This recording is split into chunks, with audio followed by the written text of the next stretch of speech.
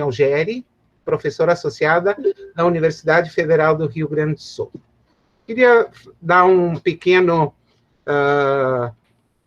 apresentação do currículo da professora Simone, para que as pessoas que não a conhecem tenham, então,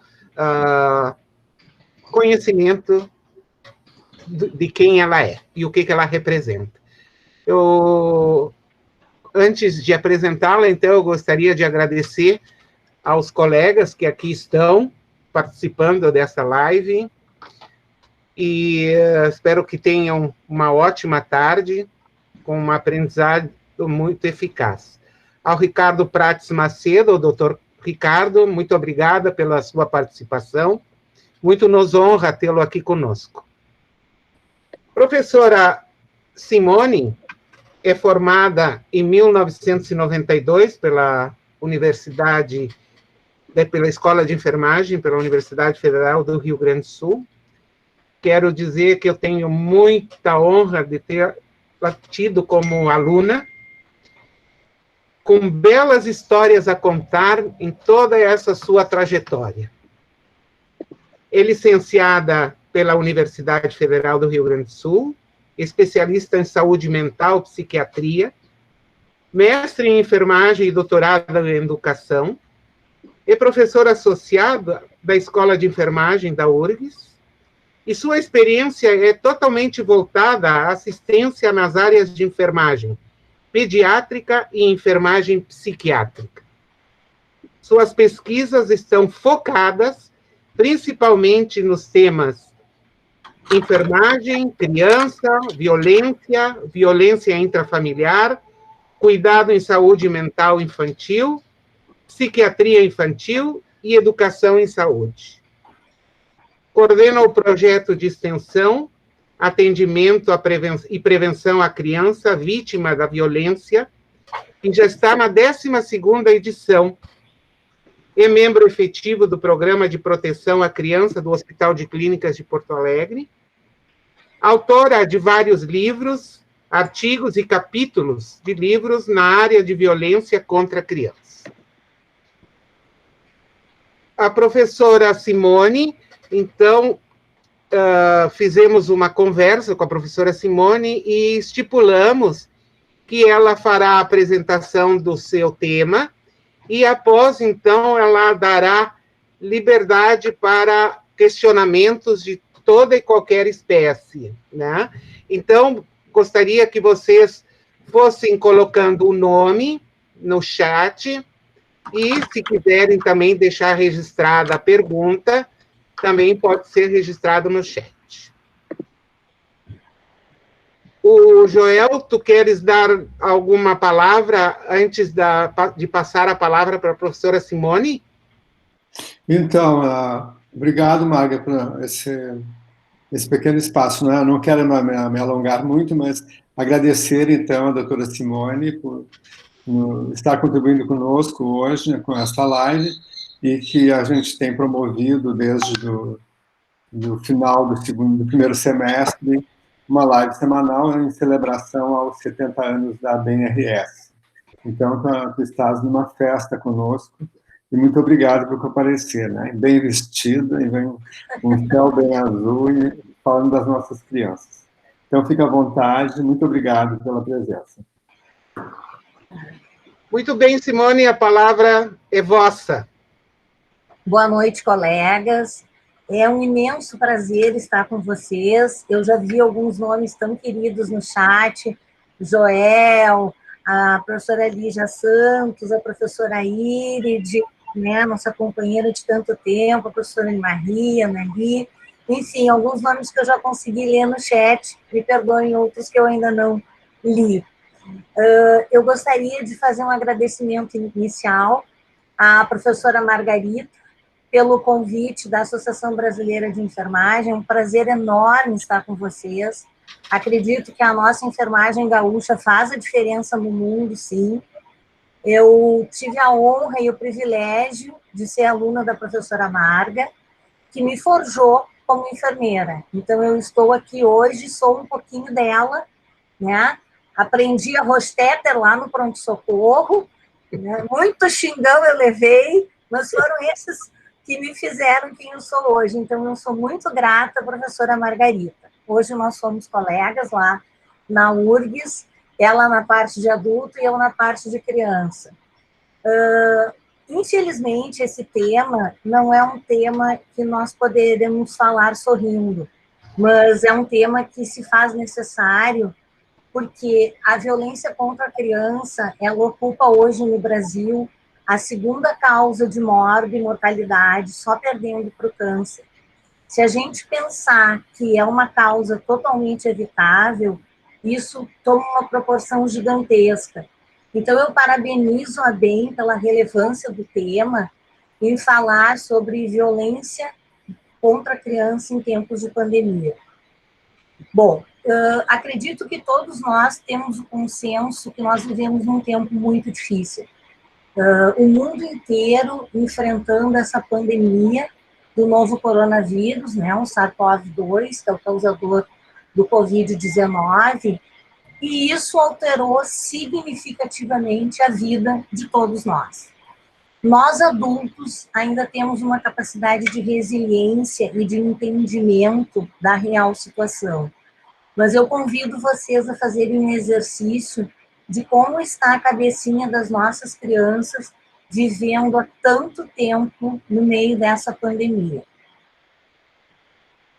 A Organização Mundial de Saúde nos solicita medidas necessárias para controlar a velocidade da transmissão do vírus, que é o isolamento social, o distanciamento social.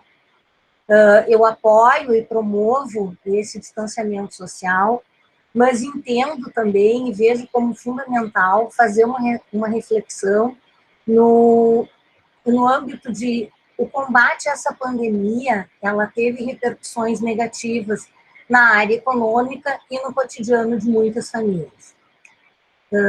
Se por um lado ela foi positiva, porque ela aumentou as interrelações pessoais, promovendo com que as pessoas ficassem mais tempo dentro das suas casas, por outro lado, ela intensificou interações que muitas vezes são destrutivas, onde há uma dinâmica disfuncional na família.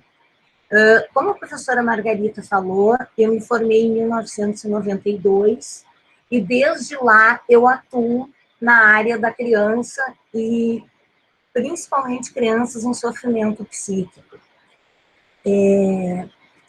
Lamentavelmente, nós podemos dizer que as crianças são as mais vulneráveis nessa pandemia, porque os lares, muitas vezes, onde se configura um lugar de afeto, de proteção, de carinho, eles se tornaram o lugar mais ameaçador para a criança.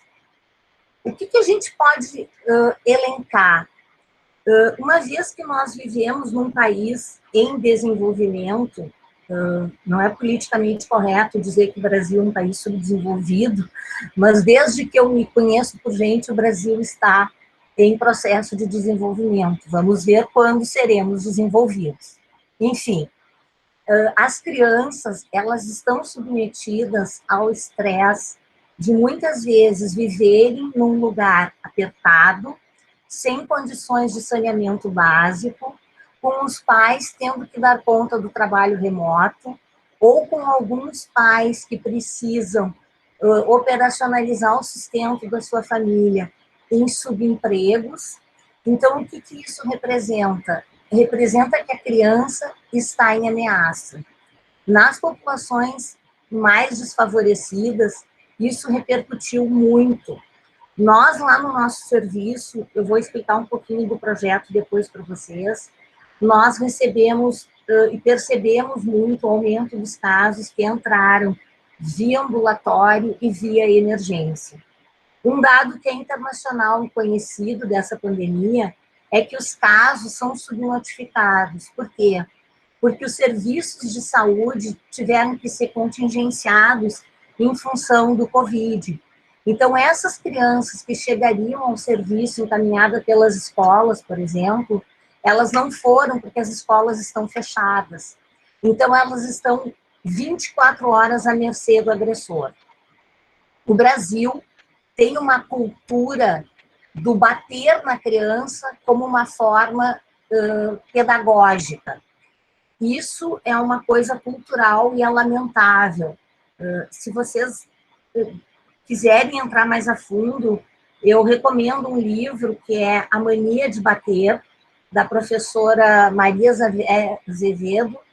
Ele é do lado do laboratório da USP e ela faz uma interessante pesquisa e dados epidemiológicos de como aqui no Brasil se bate em crianças, e a justificativa é que se bate para ensinar. A gente que pesquisa um pouquinho sobre o tema, a gente costuma dizer assim, que quem bate para ensinar, ensina somente uma coisa, a bater. Por quê? Porque os adultos batem porque eles não conhecem outros métodos de lidar com seus filhos. Bater em uma criança significa que não há problema em usar a força física para resolver algum conflito. Então, a primeira mensagem que uma mãe passa é que ela quer a obediência imediata da criança. Eu faço um parênteses para alertar vocês que a violência contra a criança hoje, ela é considerada aqui no Brasil e no mundo como um problema de saúde coletiva. Só que ela entrou na agenda da saúde somente em meados de 90, com a professora Maria Cecília de Souza Minay. A professora Maria Cecília é uma socióloga e ela tem algumas falas muito interessantes, assim, que eu acho que a gente tem que começar a discutir e trazer para a academia e trazer para os fóruns, como a BEM está promovendo hoje, que é conscientizar as pessoas de que todos nós somos responsáveis. Nós somos responsáveis pelos adultos de amanhã. Então, a forma como a gente trata uma criança hoje significa que adulto que eu vou ter no futuro. O Piaget já dizia muito sabiamente, né? Quando eu olho uma criança, ela me inspira 2 sentimentos. Ternura pelo que ela é e respeito por que ela possa ser. Porque muitas vezes a violência é um comportamento aprendido. A criança que foi muito maltratada, que apanhou muito, ela pode seguir 2 modelos comportamentais na vida. Ou ela reproduz o comportamento violento no futuro, ou então ela não adere a este modelo, e aí eu faço um paralelo com o alcoolismo, né? Filhos de alcoolistas têm 2 comportamentos importantes, ou eles aderem ao alcoolismo no futuro, ou eles não suportam nem o cheiro do álcool, eles fazem um comportamento evitativo. E com a violência intrafamiliar é exatamente assim. Ou a criança adere e repete o modelo, que a gente chama de violência transgeracional, ou então ela não repete esse modelo. Acho que algumas coisas têm que ficar muito claras e muito pontuais, assim, no sentido de que eu não estou expressando uma opinião sem base científica. Eu vou falar em dados que já podem ser traduzidos em pesquisas, principalmente norte-americanas e norueguesas. A Gershoff é uma pesquisadora que trabalha muito com todos os tipos de violência contra a criança. Então, num estudo de coorte que ela fez, ela verificou que crianças que eram submetidas a algumas palmadas ou a surras, porque a evolução de uma palmada para surra, ela cumpre sempre uma escalada progressiva e ascendente. Hoje, eu dou uma palmada para parar um comportamento. Amanhã eu tenho que dar 2, depois eu tenho que pegar um chinelo, depois eu tenho que pegar um cinto. Então, essa escalada, ela é sempre progressiva e ascendente. Ela, nesse estudo de corte que ela fez, ela mostrou que o QI das crianças que apanhavam, mesmo que eventualmente, ele diminuía em 5 pontos em relação a uma criança que não apanhava. Se vocês forem verificar a escala para retardo mental, 5 pontos já faz uma diferença enorme entre um retardo mental leve e um retardo mental mais agravado.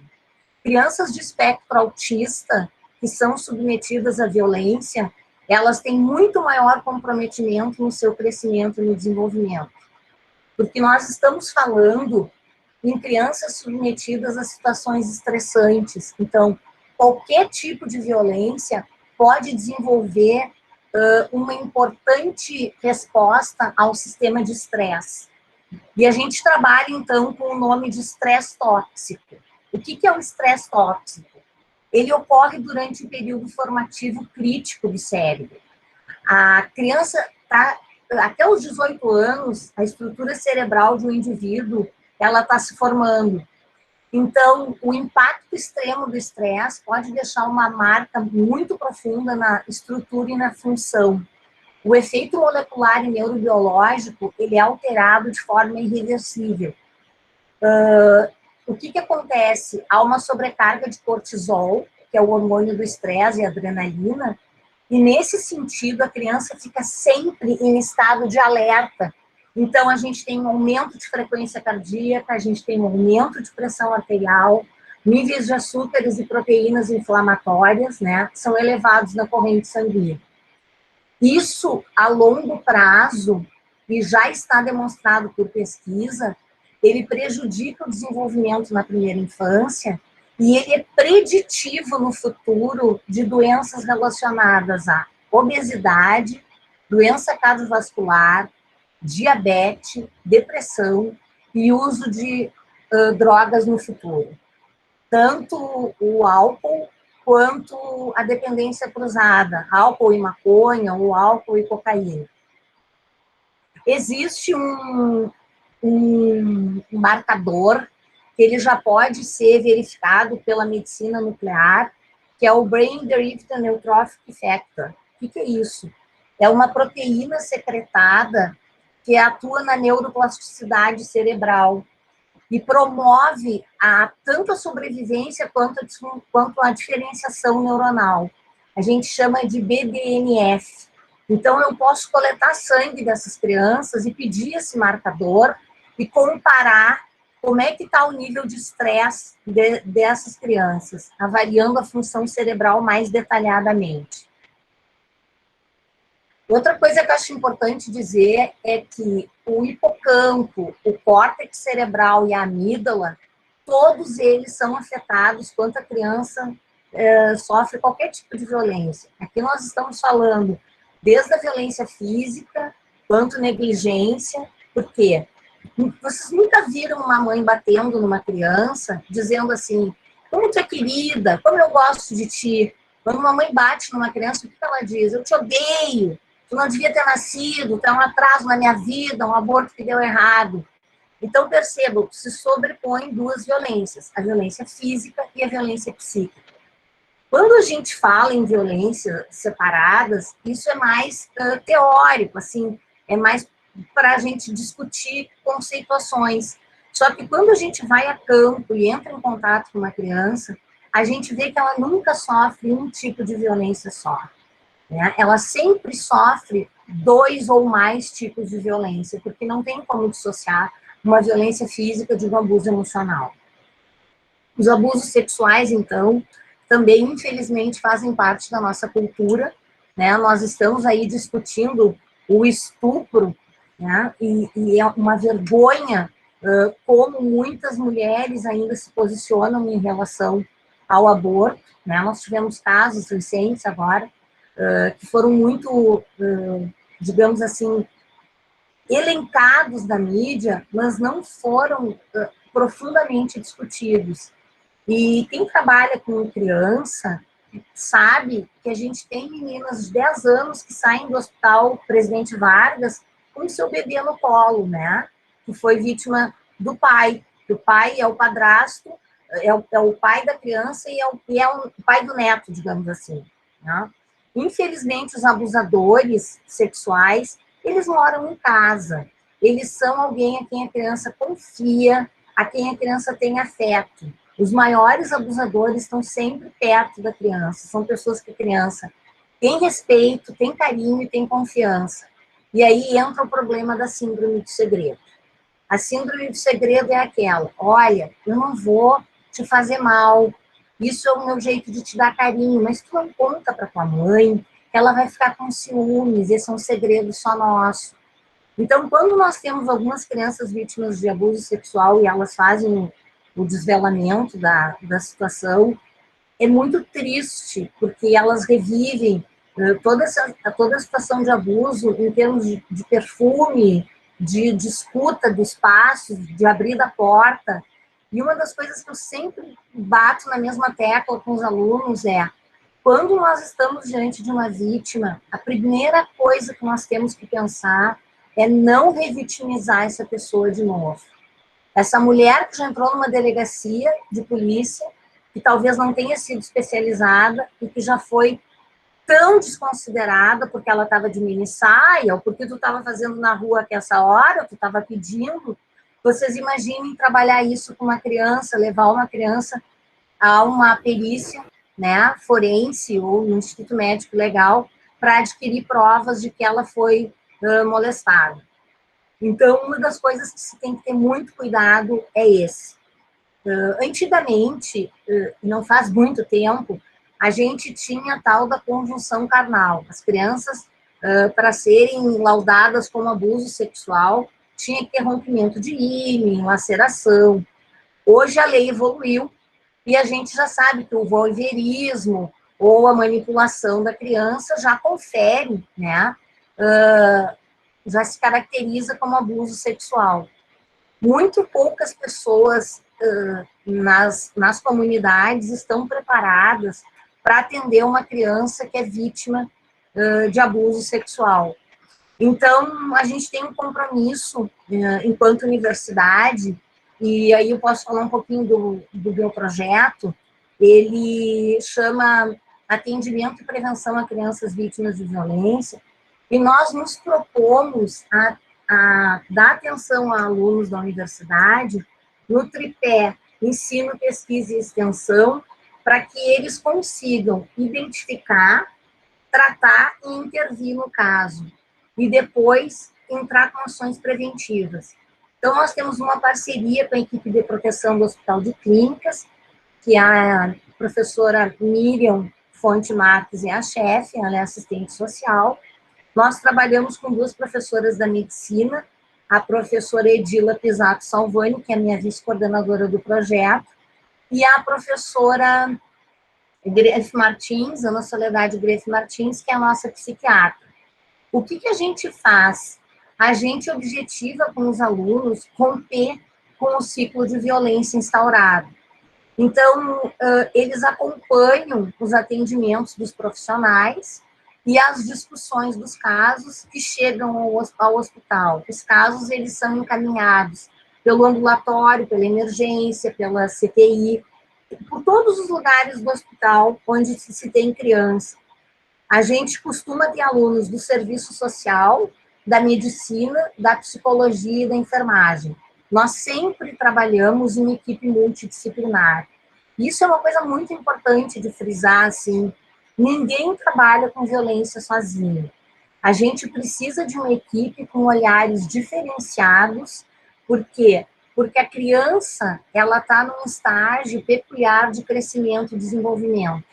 Então, nós temos que ter uma visão também multifocal para essa criança. Na maioria das vezes, quando ela adentra o hospital, e aí eu me remeto aos meus primórdios lá da enfermagem, quando eu só fazia assistência lá no Santo Antônio, que a maioria das crianças a gente descobria que eram abusados sexualmente ou eram maltratados quando eles já estavam na enfermaria e baixavam por queixas diferentes, por dor abdominal, por investigação. Tem uma síndrome que a gente chama síndrome de Munchausen por procuração, que é uma doença em que o cuidador principal, geralmente a mãe, que faz parte, na maioria das vezes, de uma profissão da saúde, ela cria sintomatologia na criança, e quanto mais procedimentos a equipe fizer, mais feliz essa mãe fica.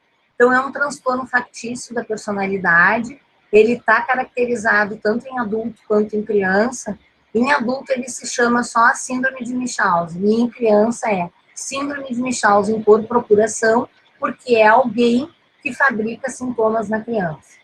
Nós já tivemos, por exemplo, crianças que tiveram marcado biópsia, porque tinha um sangramento inexplicável. E aí a gente coletou o sangue da criança e o sangramento não era compatível com aquele sangue que a gente achava. Casos em que a mãe dopava a criança, e a gente restringia a visita, quando a gente já desconfia, a gente restringia a visita e a criança ficava outro paciente, como se ele não tivesse nada do ponto de vista físico. Os exames, em geral, não acusam nada de diferente que nos possa dar uma pista da síndrome de Munchausen. Então, esse é um alerta que eu faço para os colegas, porque geralmente a pessoa que fabrica a síndrome de Munchausen, ela se associa à equipe e ela fica muito amiga da equipe e é muito parceira. Então, quando alguém da equipe levanta a possibilidade de que há síndrome de Munchausen, existe uma quebra, existe uma dicotomia na equipe. Os profissionais ficam muito divididos. Ah, mas puxa vida, como é que tu pode estar pensando uma coisa dessas de uma mãe que é tão querida, tão simpática, tão solícita? É justamente por isso. Porque a maioria das mães, quando tu vai dizer assim, mãe, preciso pegar uma veia da tua criança, uma das coisas que elas dizem com frequência lá no clínicas, ai, não é estagiária, né? É tu que vai pegar. Então, a gente tem que fazer um contrato com a mãe. Olha, tu está no hospital escola, o estagiário está preparado para pegar a veia. Né? Por quê? Porque é um instinto natural de cuidar da sua criança. Um livro bem interessante sobre isso é uma autobiografia de uma psiquiatra que conta a história dela, que é Eu Não Sou Doente. Então, vocês verificam ali no livro xerox do prontuário dela e de quantas vezes ela foi internada. Isso é uma característica dessa síndrome também. Crianças que fazem rodízio por vários hospitais diferentes, né? E que ninguém sabe explicar muito bem, afinal, por que essa criança tem, por que ela veio ao hospital? A queixa, ela é muito assim, queixa somática ou nada que a clínica nos revele que possa ter uma doença de fundo biológico. Como eu já falei para vocês, nós lá no projeto, a gente, esse semestre, tivemos que nos adaptar, porque nós costumamos fazer visitas domiciliares. E quando uma criança entra no programa de proteção, ela fica acompanhada por uns 2 anos pela nossa equipe. Então, nós fizemos visitas domiciliares, e ela sempre fica vinculada a 2 ou 3 ambulatórios, dependendo da necessidade. Ou ela fica vinculada à puericultura e à psiquiatria, ou ela fica vinculada ao serviço social e à medicina interna, endócrino. Então, por exemplo, se tem pais que são alcoolistas, a gente tem que dar um encaminhamento para esses pais que são alcoolistas e para o que está acontecendo com a criança.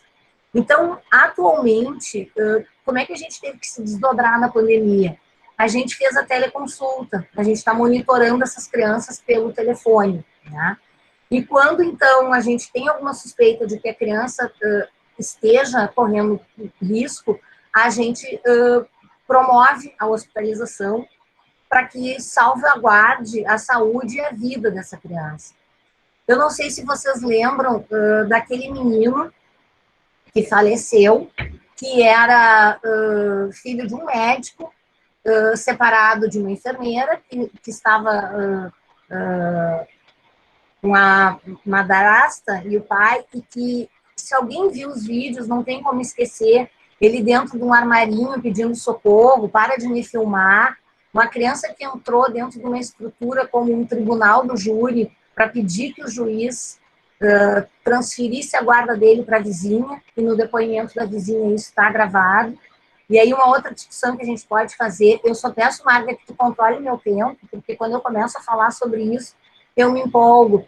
Mas assim, por quantos lugares essa criança passou? Pela escola, pelo tribunal do júri, por vizinhos, pedindo socorro, e ninguém socorreu essa criança.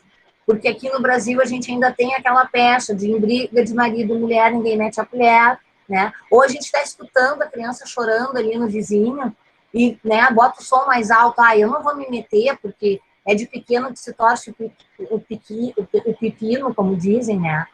Então, essa cultura é uma cultura da banalização da violência. E isso é a primeira coisa que tem que nos incomodar como seres humanos, né? E como enfermeiros, nós somos obrigados a fazer o cuidado dessa pessoa que está sofrendo violência, e nós temos tanto no Estatuto da Criança e do Adolescente artigos, assim como no Código de Deontologia da Enfermagem. Eu, infelizmente, aqui no nosso país, nunca vi nenhum enfermeiro responder processo por negligência ou por não comunicar um caso de violência contra a criança. Mas se a gente for pegar, por exemplo, a experiência do Canadá, e a gente for fazer um curso lá e quiser mexer nos pacientes, nós vamos ter que fazer um treinamento de 3 meses e nos submeter a uma prova para revalidar o diploma, em que nos torna aptos em termos de violência doméstica.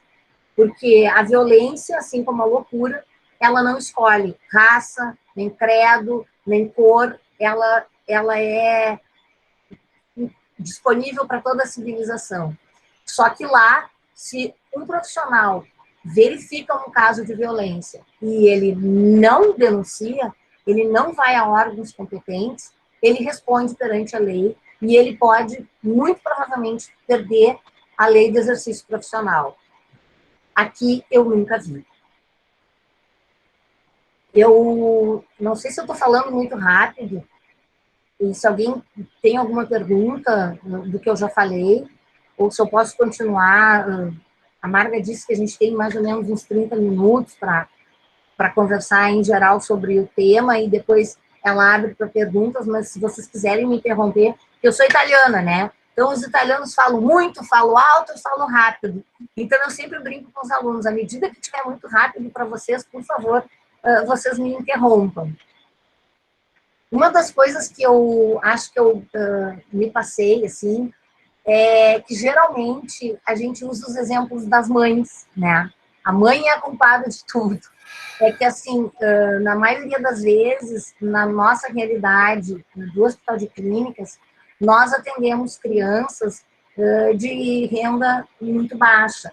E a mãe é, sim, responsável pela guarda dessa criança. Então, quando ela perde o controle, a gente tem que ver o que está por trás dessa história, né? Porque é um marido que usa álcool em excesso, que bate nela, ela bate na criança e a criança chuta o cachorro.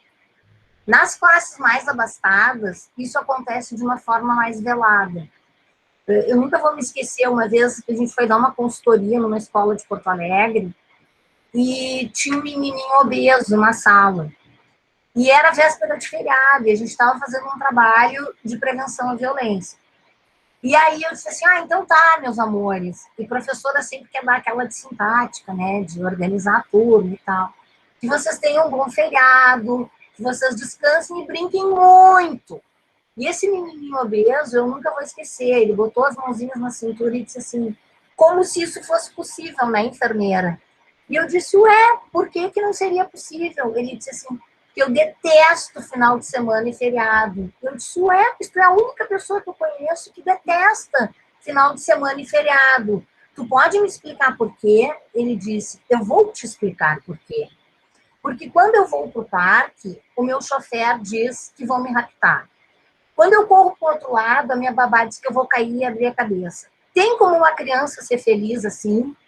E aí, para tu remediar, eu naquela época, eu tentei criar uma resposta pronta, uma resposta rápida, e hoje eu sei que isso é das piores coisas que a gente pode fazer. Eu disse, puxa, mas então faz diferente esse feriado. Convida o teu pai ou a tua mãe para te levar para o parque. Gente, foi a pior ideia que eu tive em todos os anos. Ele disse assim, como se isso fosse possível. Porque a minha mãe vai para academia, a minha mãe vai para o inglês, a minha mãe vai para natação. E o meu pai está sempre viajando. Então, quem cuida mesmo de mim é a minha babá. Então, vocês vejam assim, apesar de ser de uma família abastada, essa criança sofreu uma negligência emocional muito importante. Então, quando a gente fala em termos de violência, a gente tem que conceituar a que violência estou me referindo. É uma violência física, é uma violência emocional, porque eu também já tive uma família de papeleiros em que se teve que fazer a denúncia para o Ministério Público, para o Conselho Tutelar, porque a mãe fazia sopa de papelão.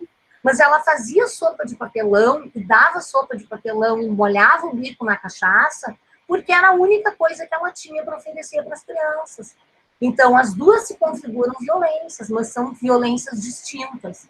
Então, a gente tem que saber a que tipo de violência eu estou atendendo, e se ela é estrutural, como que eu vou me colocar, e como que eu vou trabalhar essa equipe. Porque quando esse caso vaza na enfermaria, eu já tive mães que quiseram se reunir para pegar uma outra mãe, por exemplo, que batia na criança. É aquela história que quando pega um abusador e o abusador é preso, no presídio se faz a justiça com as próprias mãos. Então, um outro conceito que eu convido vocês a discutir é o da culpabilização e o da responsabilização. O nosso papel de profissionais da saúde é o papel de responsabilização. Eu nunca vou me omitir de responsabilizar uma pessoa que está cometendo violência contra a criança. Agora, o meu papel não é de culpabilizar. Quem culpabiliza é Ministério Público, é Conselho Tutelar, é Polícia Civil e a Brigada Militar. Nós podemos, sim, e devemos nos unir com esses órgãos, né? A gente tem agora aqui, no Brasil inteiro, o 180, que é para vítimas de violência, as mulheres, o 100, que é um Disque 100, que é para casos de direitos humanos, em que estão direcionando mais o Disque 100 para crianças e idosos, e também temos o Conselho Tutelar. O Conselho Tutelar pode ser feita uma denúncia anônima. Muitas vezes a gente precisa orientar as pessoas da família, porque elas não querem se expor. Outras vezes é na atenção primária, que a enfermeira está lá no posto e ela conhece o chefe do tráfico, e o chefe do tráfico a conhece, e ele comanda toda a comunidade. Então, essa é uma realidade que a gente também tem, só que a gente não pode não atender essa criança que é vítima de violência em função da estrutura que permeia. Não sei se eu estou me fazendo clara, se vocês querem fazer alguma colocação. Até aqui, tudo bem? Bom, então, as interações familiares, elas nos permitem pensar duas coisas. Se eu tive uma vivência de família muito boa, se eu tenho recordações muito gostosas do colo da minha mãe, da rosquinha da minha avó, o meu inconsciente é imaginar que família seja um espaço de proteção, de carinho, de aconchego, que eu estou num aperto, eu ligo para uma tia acender uma velhinha, que eu estou nervosa e eu ligo para um dindo e faço um desabafo. Só que essa é a minha realidade enquanto pessoa. E a realidade das pessoas que eu atendo talvez não seja a mesma que a minha. Então, falar em família é mergulhar num rio escuro, porque a conceituação de família, ela muda para cada pessoa de acordo com o contexto em que ela viveu. Outra coisa que eu gostaria de dizer é que hoje, família, ela tem um conceito bem amplo, que não nos remete mais somente à consanguinidade. Eu tenho famílias caracterizadas por uma trajetória em comum.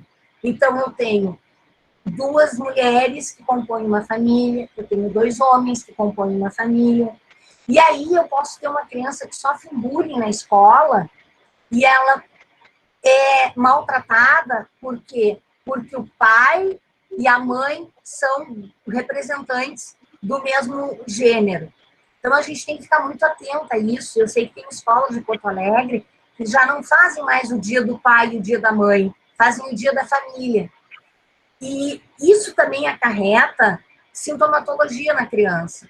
É muito fácil eu ter uma criança com mau comportamento e eu medicar essa criança que tem transtorno de ansiedade e déficit de atenção, e eu não estou dizendo que isso não existe, existe, e metilfenidato é ótimo nesses casos. Eu não sou contra a Ritalina, muito antes pelo contrário, mas eu penso que tem que ter um bem definido diagnóstico, porque senão eu vou estar esbatendo sintomatologia e não vou estar trabalhando na causa. Então, eu posso ter uma criança abusada em casa sexualmente, que está apresentando sintomas está mostrando para a professora sintomatologia, pedindo socorro, e aí eu tenho um diagnóstico errôneo de transtorno de déficit de atenção e hiperatividade, medico, fica um robozinho quietinho lá na sala de aula, e eu não estou trabalhando na causa, como hipertermia. Por que ela está fazendo hipertermia? Medicar para hipertermia é fácil, baixar a temperatura é fácil. Mas o que está causando a hipertermia? Eu estou bem de tempo, Marga.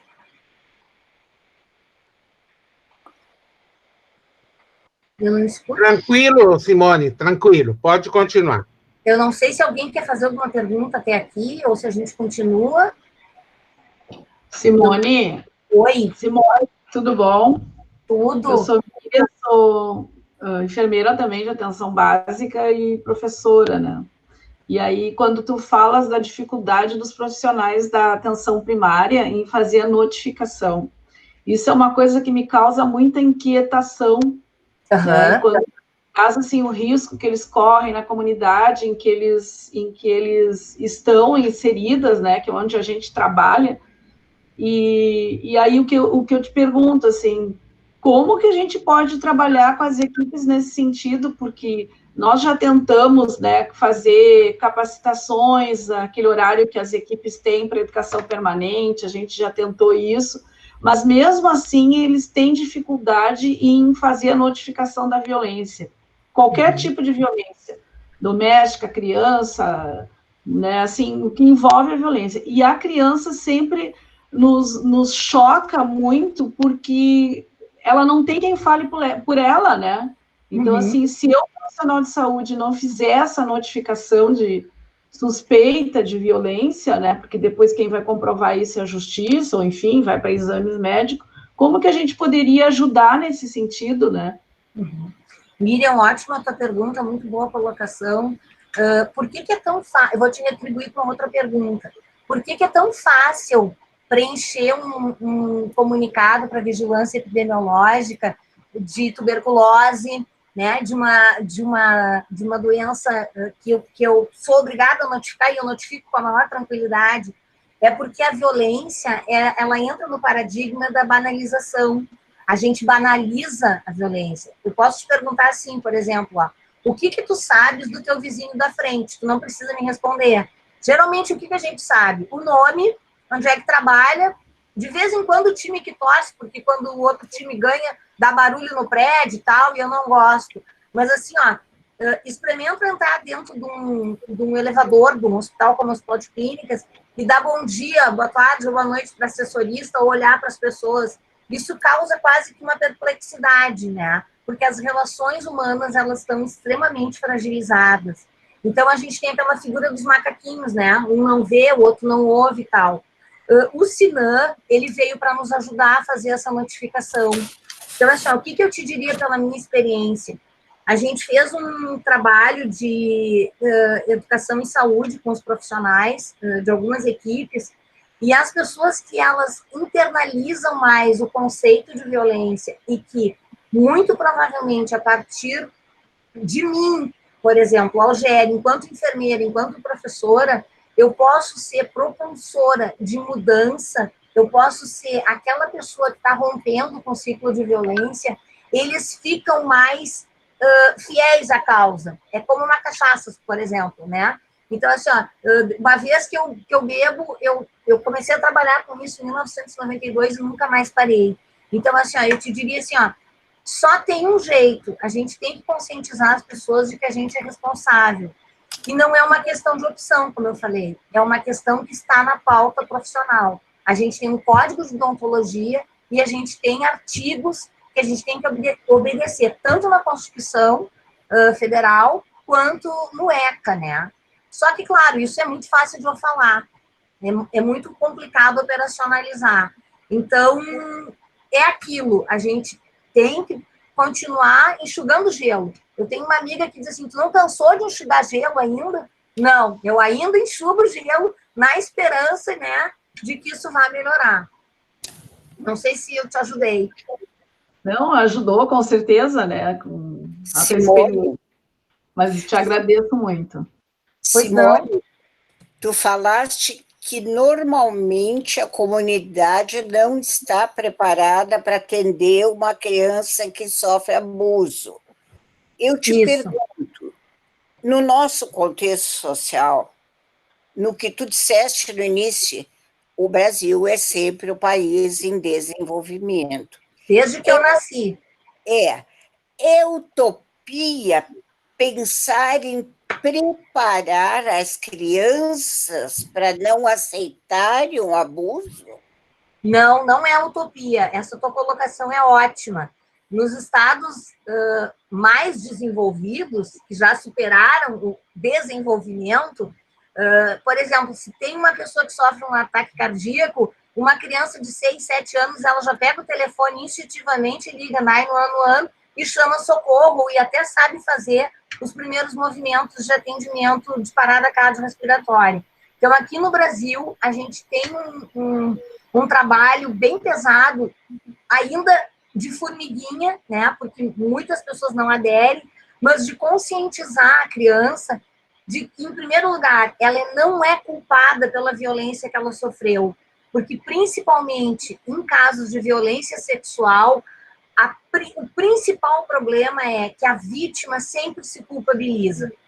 As crianças que são meninas, elas acham que sim, que aconteceu porque elas mereciam, porque ela andou de mini saia na rua, porque ela falou com fulano, né? Então, a gente tem que trabalhar essa perspectiva das crianças, e aí a gente começa desde coisas bem primárias, assim, ó, aqui no seio não pode mexer, né?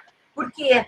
Porque muitas vezes na família dela isso é rotina, né? Eu atendi no início da minha vida profissional um rapaz, ele devia ter uns seus 32, 33 anos, e ele já estava na 4ª filha, e era a 4ª criança que era violentada. E ele me disse bem assim: doutora, vagabundo nenhum põe a mão em filha minha. Eu inicio elas todas sexualmente. Então, veja que a cultura dele, né, machista, arcaica, era de iniciar as filhas na vida sexual. Então, eu acho muito importante essa colocação que tu fez, porque as escolas têm um papel fundamental nisso. Os professores e os enfermeiros, eles são geralmente as primeiras pessoas que observam sinais e sintomas de que, opa, alguma coisa está errada, né? Alguma coisa tem aí. Um calorão de 30 graus, a criança de moletom na sala de aula, né? Então, é fundamental que a gente comece essa conscientização desde pequenininho.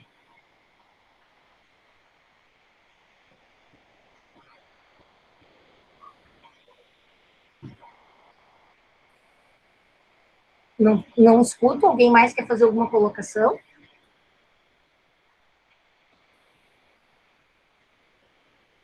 Trabalhar com violência não é simples, né? Eu tenho alguns colegas que dizem assim: tu aí que está acostumada com isso. Eu não estou acostumada com isso, nem quero me acostumar com isso, porque no dia que eu me acostumar com isso, eu vou parar de trabalhar com isso. Então, cada caso é um caso. Infelizmente, a gente não tem receita de bolo para trabalhar com isso, né? É extremamente desgastante. Eu já tive colegas que me procuraram porque a mãe embrulhou a criança num chalezinho, botou algumas coisas na sacola e chegou lá: ó, enfermeira Rúbia, eu vim aqui te entregar minha filha, não tenho condições de cuidar, né? Antigamente tinha a roda dos expostos lá na Santa Casa, para as pessoas que não se sentiam em condições de cuidar da sua filha, colocava na roda e girava a roda, né? Então, hoje a gente tem outras formas de mães que precisam muito de atenção e que gritam por socorro, né? E que são violentadas e que muitas vezes elas perdem a paciência e perdem o controle emocional em cuidar da criança porque elas estão exaustas e também são muito exigidas.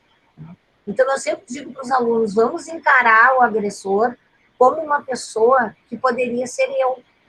Quantas vezes eu tive vontade de chacoalhar uma criança e dar uns gritos com uma criança, né? Quem é o professor que já não teve por aqui em sala de aula? Mas por que a gente tem o frontal? Por que a gente consegue exercer o autocontrole? Por que a gente tem a crítica disso? Muitos pais não têm. Eu já tive uma mãe que me disse, criança tem 6 meses, ela apanhava porque ela fazia xixi na cama. Mas uma criança de 6 meses não tem maturidade neurofuncional para segurar a esfíncter. Então, eu tenho que instrumentalizar essa mãe. Então, aquela história dos primórdios da enfermagem, da maternagem, ela ainda é verdade. Eu não posso descaracterizar isso da assistência. Eu tenho que explicar para uma mãe. Né? Eu tive uma mãe que a criança chegou com suspeita de síndrome de Munchausen e não era. É que a mãe, ela para embalar, para ninar a criança, ela literalmente chacoalhava a criança. Ela embalava a criança de um lado para o outro, assim, parecia que ela ia arremessar a criança. Então, assim, quem não sabe, quem não foi amado, não sabe amar. Né? Então, a maternagem é uma coisa que a gente aprende, também não vem com bula. Né? A Marga leu alguns dos meus títulos no início do nosso bate-papo, e hoje eu digo para vocês, com o maior carinho do mundo, assim, o meu título mais importante é ser mãe da Roberta. A Roberta tem 10 anos, e eu aprendo todos os dias com ela a ser mãe, a ser professora, a ser uma pessoa melhor. E ela, graças a Deus, até hoje, ela nunca levou nenhuma palmada. E eu espero que ela não precise, né? Porque eu entendo que isso não é necessário. E o meu marido comunga da mesma filosofia que eu, porque senão não ia dar certo. Muito bem. São 19 horas, né? E a princípio, o nosso trato é até às 19, mas está à disposição de toda e qualquer pergunta para ainda podermos conversar mais um pouco com a doutora Simone, se assim o desejarem. Simone, enquanto as pessoas pensam, queria te dizer que tem vários elogios aqui no chat, né? Obrigada, eu não enxergo. Tá, então eu vou te dizendo, né, que vou começar de baixo para cima. A professora Anne-Marie, obrigada, tema denso e delicado, mas muito bem abordado, com cuidado. Lígia Plens, excelente trabalho, excelente apresentação, vamos divulgar onde formos. João Antônio da Cunhas Filho, parabéns pelo excelente, Abem. Isabel Pereira dos Santos, verdade importante, educação e saúde na escola e na família. Marta Eliana Walterman, vou me ausentar. Bom, isso não.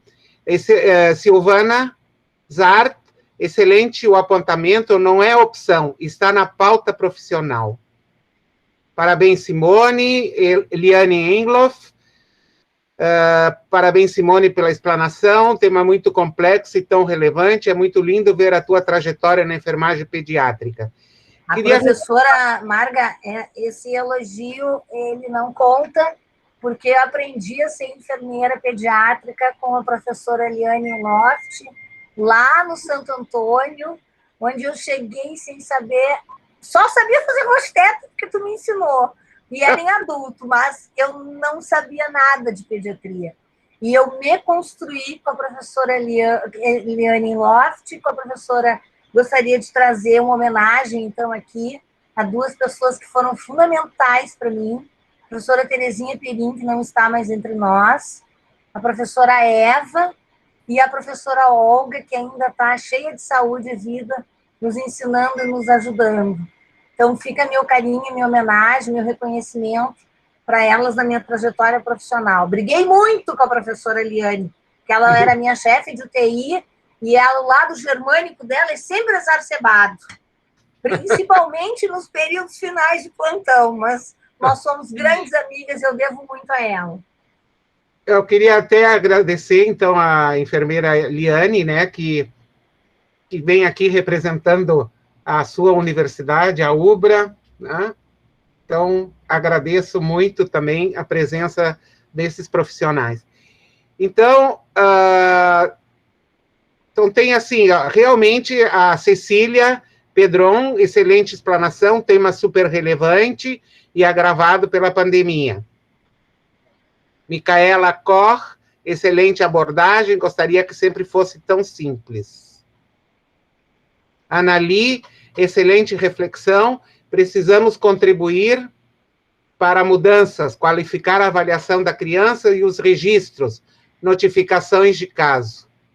E assim sucessivamente, né? Então, realmente vemos que...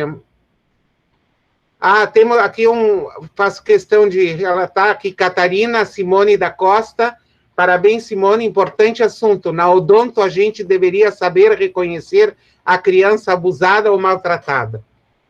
Na odontologia, a Catarina é uma grande amiga, uma professora da Universidade Luterana do Brasil, ela se aposentou agora da Universidade Federal. A professora Catarina tem uma larga experiência e, infelizmente, os profissionais da odonto, eles ficam muito sozinhos, fechados no consultório, o que torna mais difícil ainda quando, por exemplo, é um paciente privado, né, a quem se dirigir e o que fazer. Quando entra uma criança e tu vê que é uma lesão de sífilis terciária, por exemplo, na boca já.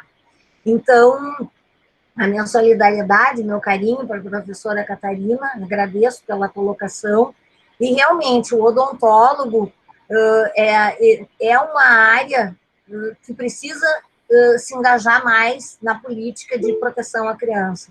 A odontologia ainda não discute muito essa temática dentro da academia.